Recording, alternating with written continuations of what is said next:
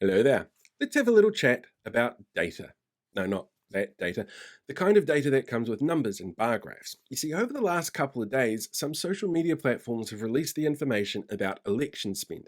This is part of a process to make sure that there's transparency on how much money gets spent, and it sort of ties in to the fact that both political parties and third-party promoters have to tell us how they spent money during the election campaign. Third party promoters, though, don't have to tell us where their money comes from, unlike a political party. Which means when we look at how much money was spent on something like Facebook by these promoters, nobody knows where $122,000 came from for Vote for Better. They had the same colour branding as National, they told you the government was bad, but they wouldn't tell you who to vote for. And just like the neighbour's cat when it comes over to crap on my front lawn and then run away when it's supposed to be cleaned up, they are nowhere to be seen now. All of this stuff online has up and vanished, and when RNZ actually approached them to find out who it was behind them, they refused to talk.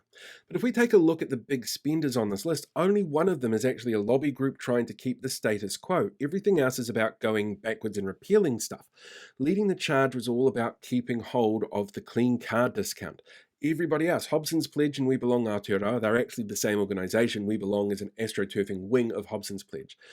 Groundswell and the Free Speech Union, well, they're both set up initially by the Taxpayers Union, so it's like astroturfing groups for an astroturfing group. They spent a ton of money to try and talk the people of Facebook into voting for something right-wing. But if we take a look at the breakdown specifically for political parties, it gets really fascinating. You see, ACT had a war chest here far bigger than anybody else, but National had the biggest war chest of all the political parties overall. But their spend was probably the most efficient. Of all the political parties on this list, only National tailored their ad campaign for the platform that they were on. The rest ran ad campaigns across both Facebook and Instagram. And the problem with that is that a Facebook audience tends to be over the age of 50 and an Instagram audience tends to be under the age of 35. They're very different demographics with different needs and different wants and different ways that they interact with the media. And only the National Party tailored their advertising for those specific markets when you look at the data that was released. Now, it's not going to be the only factor that held the win for them, but it's something to take on board for anybody looking at running a political campaign. You can be so nuanced with how you target on those two platforms in particular. You could go by age or by whether or not somebody's left the country recently, what sort of phone that they use. That kind of data is really important to being able to build an effective social media campaign at the best of times. And the National Party, while they had a lot of money to spend on this, they were outstripped by two other parties.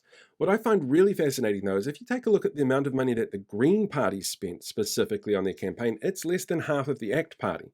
But when it came to preliminary results on election night, the ACT Party lost about 16,000 votes from where they were last election, and the Green Party gained about 16,000 votes.